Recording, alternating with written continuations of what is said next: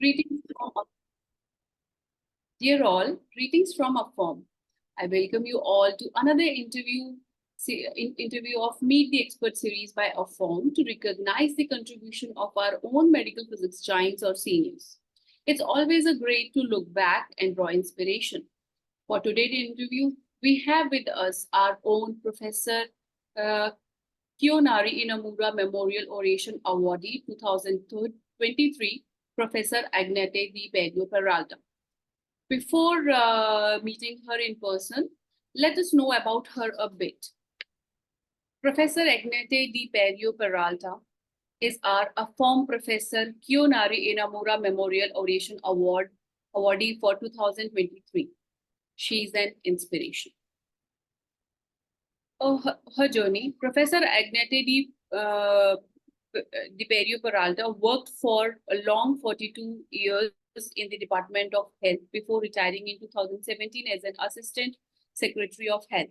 She was an instructor in Physics Department in the University of Philippines in Diliman, Quezon City, before transferring to Radiation Health Office, Department of Health, Philippines. She rose from ranks to lead the office, which eventually became the Center of Device Regulation, Radiation Health and Research under the Food and Drug Administration of Department of Health, Philippines. Her prominent role made her the most recognized medical physicist in the Philippines, allowing her to champion the growth of medical physics in the country. She is the founding president of Philippine Organization of Medical Physicists, now known as SNPRP. She is also one of the co-founders of CFOMP and AFOMP. Her education, she earned her Bachelor of Science major in Physics degree from UP Diliman, Master in Science in Medical Physics degree from University of Wisconsin and Medicine, and a degree of Hospital Administration from St. Bernadette of Lourdes College in Fairview, Quezon City. Professor Peralta is a certified diagnostic radiology medical physicist accredited by Board of Medical Physics of the Society of Medical Physicists in the Republic of the Philippines. She has many in only Filipino category. She has worked at WHO on secondment from Department of Health. She has a long 12-year service as an elected member of the International Commission of the Non-Ionizing Radiation Protection, elected as a fellow of International Organization of Medical Physics, IOMP. She served as a president of Southeast Asian Federation of Organization of Medical Physics. She is a chairperson of Subcommittee on Clinical Equipment and Devices of the Health Technology Assessment Council in the Philippines. She is awarded with many awards, but there are few which we have listed. She is awarded with Professor Kiyonari Inamura Oration Award in 2023. SNPRP Second Celia D. Antalio Lifetime Achievement Award in 2022. SNPRP First Luciano and Lugudula Service Award. Distinguished Faculty Member Award from UST Graduate School in 2018. Lifetime Achievement Award from Philippines Association for Radiation Protection in 2030. Currently, she serves as a professorial lecturer second at UST Graduate School and occasionally lectures at Antonio de Manila University School of Government. So now I welcome our own Professor Agnette. Thank you. Thank you for that introduction, Rajni, and good afternoon, good morning to everyone. Thank you so much, ma'am, for joining us today. Your professional journey of 42 years is an exceptional and motivational journey. So I'm very curious, and I'm sure that a lot of our viewers or young medical physicists are very curious about your journey and to know from you, from your own mouth, like how you have been such a great, you have got such a great inspiration in your life. So let's start the interview, if you agree. Sure, go ahead. Okay. So my first question is, I'm really eager to know that, like how you come to the medical physics or how you became a medical physicist. Okay. Well, first off, I'd like to tell you that the 42 years was up to 2017. But up to now, 2024, I'm still very active in our profession. So anyway, Well, I was teaching. I was an instructor at the University of the Philippines Physics Department for almost 2 years. And this radiologist, radiation oncologist, Dr. Celia Natalio, went to our department in the University of the Philippines looking for physicists because there was a newly created office, the Radiation Health Office in the Department of Health at that time. This was 1974. And they had to recruit physicists. So I actually joined the next year, 1975, because of course I had a contract that I had to finish. So I moved in 1975. But at that time, nobody in the whole Republic of the Philippines, no physicist had ever heard of a field called medical physics.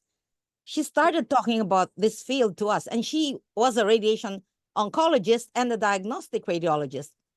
And she said that I did my residency in Canada in radiation oncology, and I worked with medical physicists. She said, I know that we will need medical physicists. We need medical physicists in our country because right now there's none. So she recruited us, and she said that she was going to send us for graduate studies abroad in medical physics. So we got hooked. So 3 of us were the first batch recruited into the office in the Department Yes. of Health. Sometimes it happens, medical physics chose you instead Yeah, of you choosing the medical physicist. you're right. That's the right way to say it. Yeah, yeah. Okay, so let me know, like it was a very early time and the medical physics was very young, very new.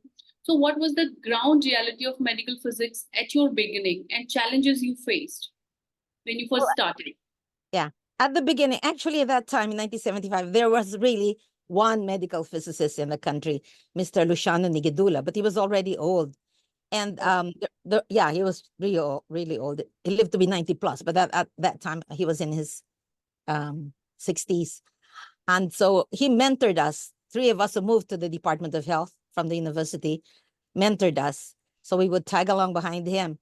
And we, of course, knew that we knew very little. And of course, we had not yet been sent overseas for our graduate degrees. So for the first few years, we were just these young persons who are tagging along behind Mr. Luciano Nigedula, who happened to be called Father Nigedula or Tatang, because he had trained in radiation physics, the radiologists and radiation oncologists of the Philippine General Hospital, which is the biggest hospital in the country, government hospital, and really the biggest, and medical center, and it's owned by the government. So really the big wheels, the big guns in radiotherapy, radiology, were known to Mr. Nigedula. So we were just, the trainees of Mr. Nigedula. So at first we were not known.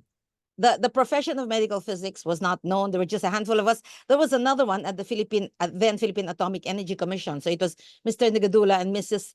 Valdesco. And then there were the 3 of us. So we were the only ones. We were very few. We needed an academic program.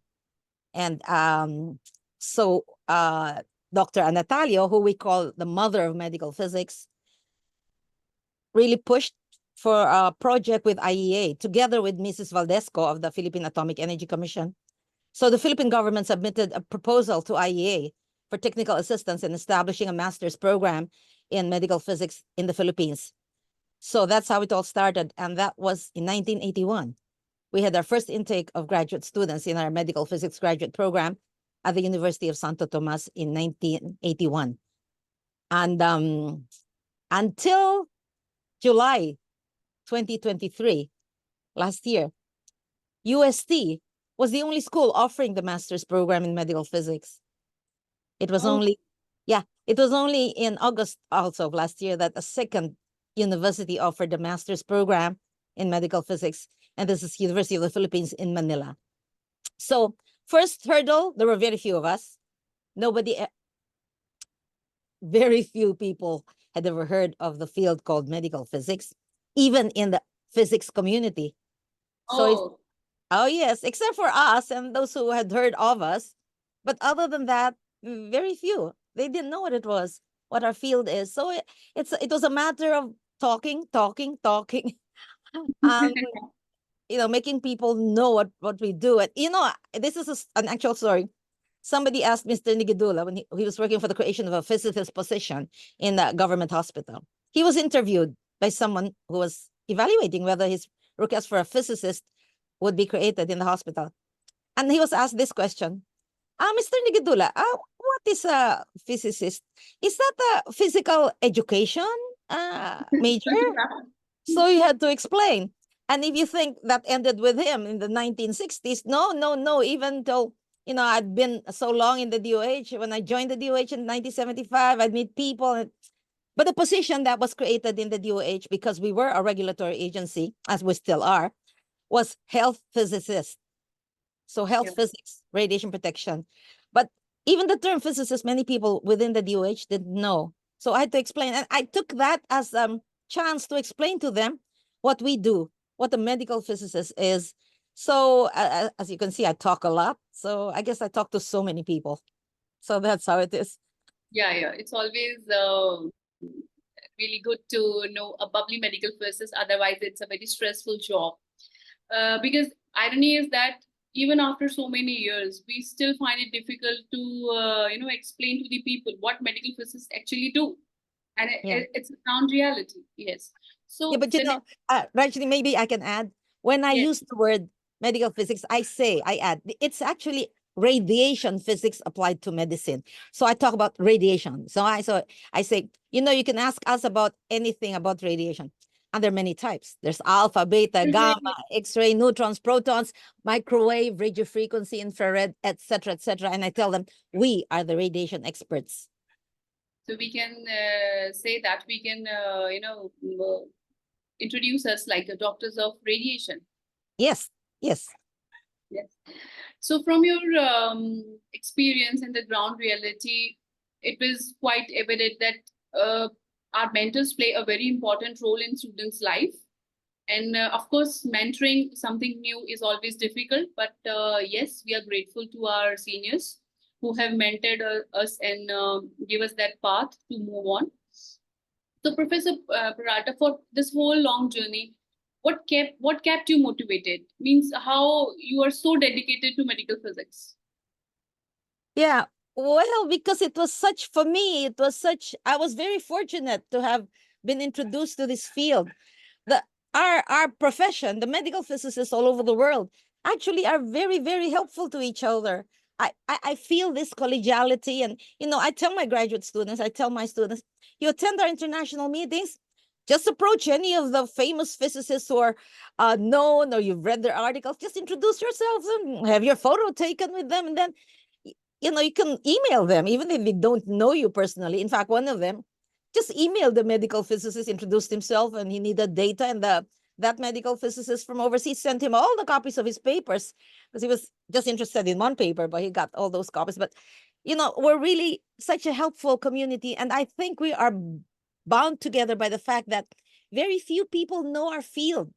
So we really have to help each other and help our profession known to everyone. And as I had said, let's emphasize the radiation aspect, because that really is where we are experts in radiation. And let me add something. I also say something like, if you tell me you underwent a specific X-ray procedure, I can tell you that I can estimate the radiation doses received by each part of your body that was irradiated.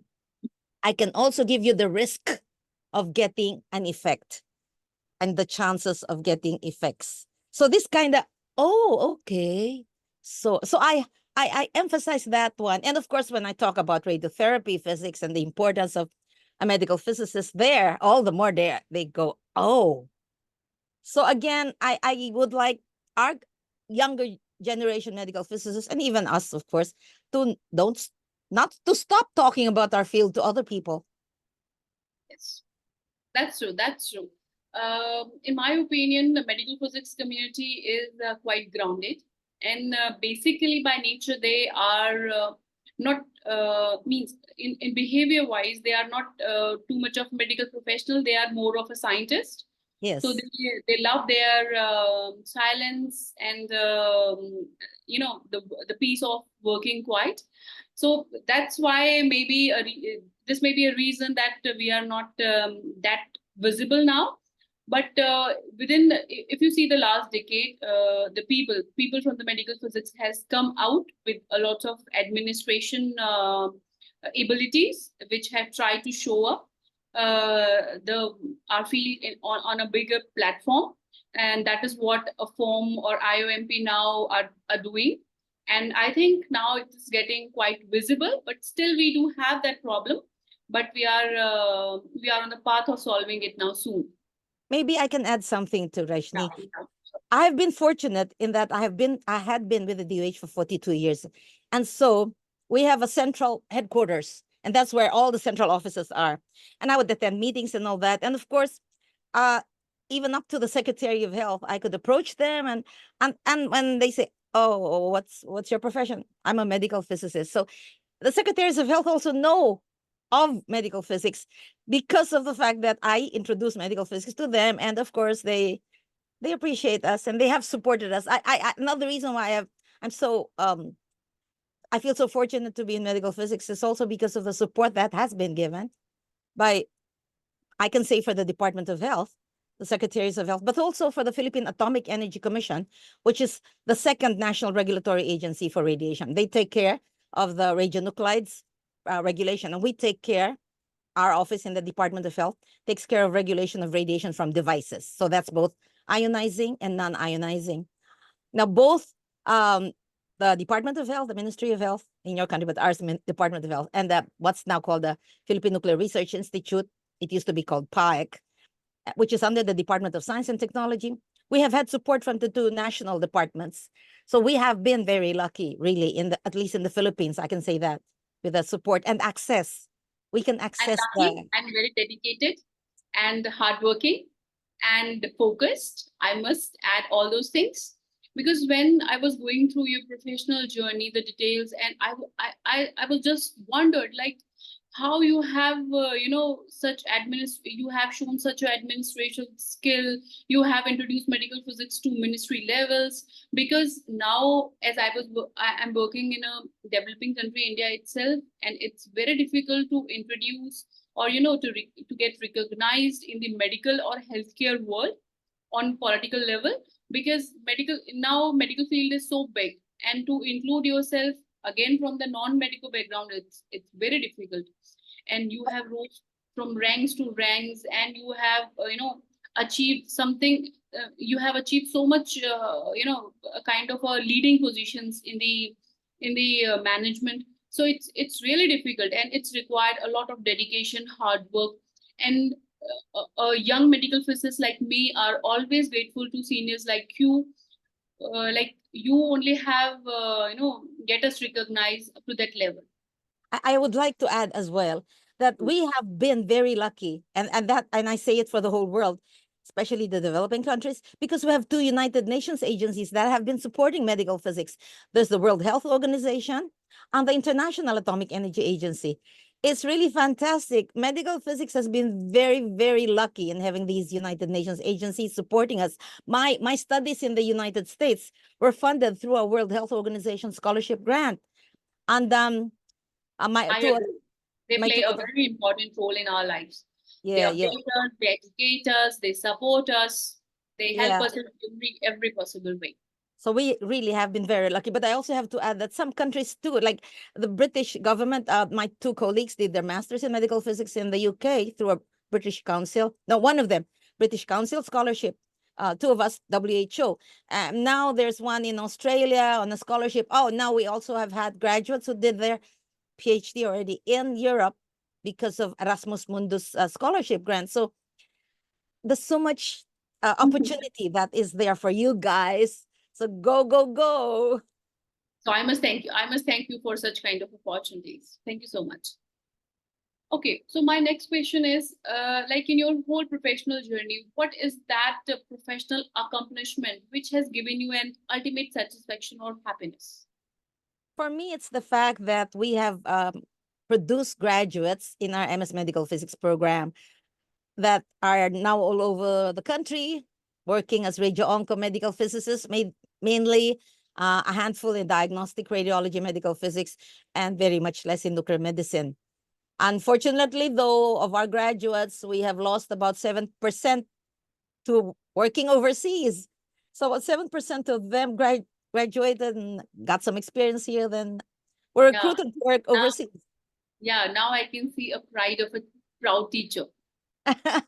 So it's my children, and my children are my students, my former students, and it's really I every time I attend our national conferences, we become bigger and bigger and bigger, and so it's great. We're now about 300, so I'm happy about that.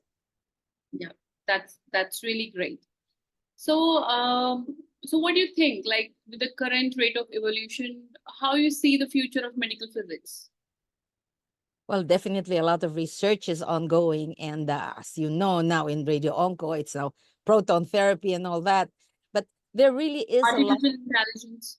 very well, a lot of research opportunities with AI and all that, and you know, you guys have the whole field of medical physics is wide open for you guys for doing research and developing how we can better serve our fellow human beings using, of course, radiation, which is mainly our area of expertise, radiation. So it's the field is wide open. So many opportunities, so many research topics you could go into.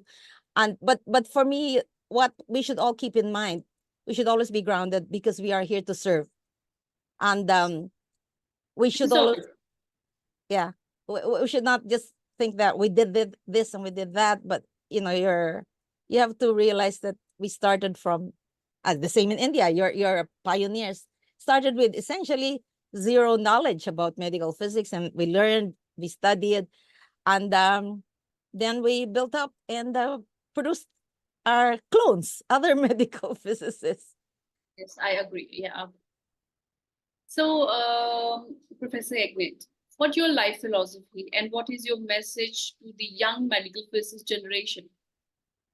Okay, I have always thought that I would want to leave the earth, this life, having made a difference in lives of persons who I touch. Of course, not in all of them, but it's making a difference. We must live with the thought that we would like to make a difference in lives of other people. So people we touch. So that's it. And I feel very fortunate that I've had this life where I love the work that I've done and I'm still doing. I'm really making a difference. And I have always felt very lucky and fortunate. All these opportunities to meet so many people from all over the world, including you, Rajni, and of course the other medical physicists. It has been really a privilege, and so I like to say that I would want to leave having made a difference, and I also want to say that because I have been so fortunate, I want to pass it forward. You to share, because we want to show our gratitude for this beautiful Great. life that we've had. You Now, want difference. so your second question, what do I want to leave with our as an piece of advice? Well, I want them to remember to never stop learning. Never stop learning. I'm already 71 and I'm still learning and I'm still teaching as well. But not only that, I want them also to remember a second thing. Always have a positive attitude in life. Always Yes. think positive. So there, never stop learning and always think positive. Yes, that's a great philosophy. Means like optimism and the positivity will lead your life pathway. It's a great advice. Yes, So we yes. have already come to the end of this interview. So at the last, I wanna thank you, Professor Agnette, for joining us, for inspiring us, to give us a motivation in the life, to never forget our grounds, our mentors, and always look forward with optimism and positivity. So thank you very much for joining us. And I wish and I hope that all the young medical physicists will definitely learn from this and your journey. Today, what we have today we are speaking about, they will definitely get inspired with that. Thank you, Rajni. Very Thank much you for very much. joining.